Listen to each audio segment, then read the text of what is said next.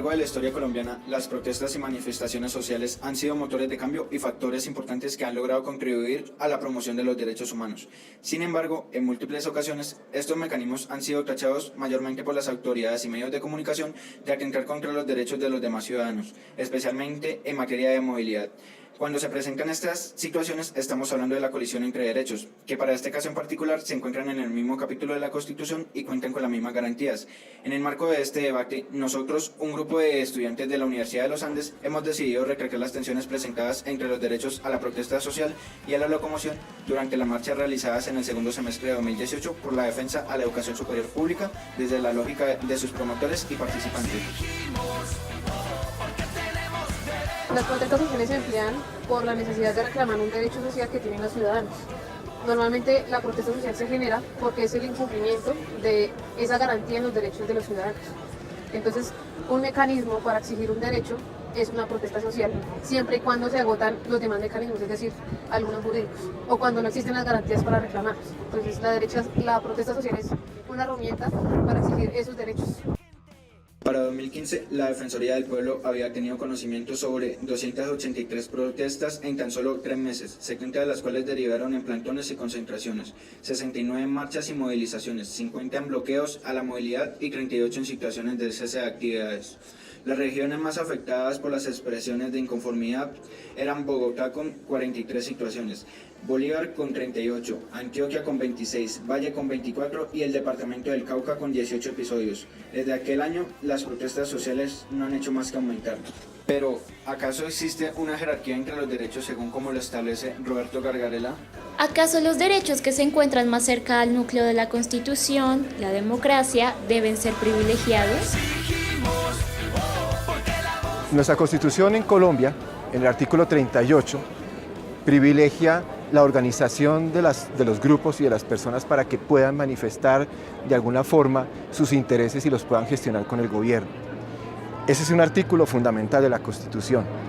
La libre movilidad es un artículo fundamental, sobre todo hace parte para que todos nos podamos mover en el territorio. Y de la misma forma como algunos cuestionan la movilización o la protesta, podemos cuestionar por qué algunas personas no pueden movilizarse libremente por el territorio nacional y por qué en determinados momentos el mismo gobierno prohíbe que las personas no puedan entrar en determinados espacios. En el paro pasado que tuvimos las universidades públicas, hubo una organización que fue a partir de la UNES, que la UNES fue la agrupación y la complementación de lo que son las universidades públicas de educación superior y algunas privadas. A través de esa organización lo que se realizó fue un comité que iba de la mano con otras instituciones, incluso con el Estado, para organizar el flujo y el reclamo de esos derechos, como por ejemplo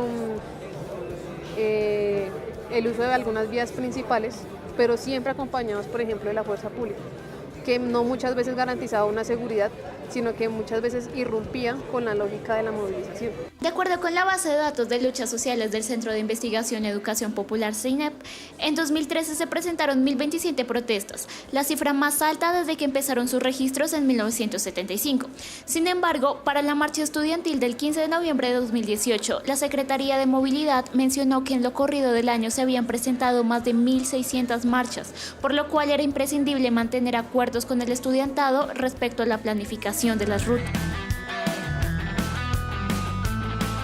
Afortunadamente lo que fueron es ese diálogo con la UNES y con las entidades del Estado, incluso con los medios de comunicación que tienen unos intereses por parte de los grupos políticos y gobernantes, recibían la información oportunamente, es decir,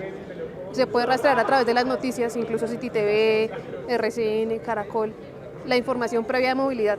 Sí, es decir,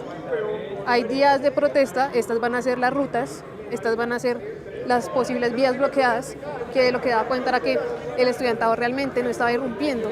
con un orden público, sino que estaba haciéndose escuchar sobre unas exigencias puntuales. Vamos a hablar precisamente de las palabras de Roberto Gargarella en su planteamiento respecto a posicionar como en primer lugar el derecho a la protesta en la sociedad,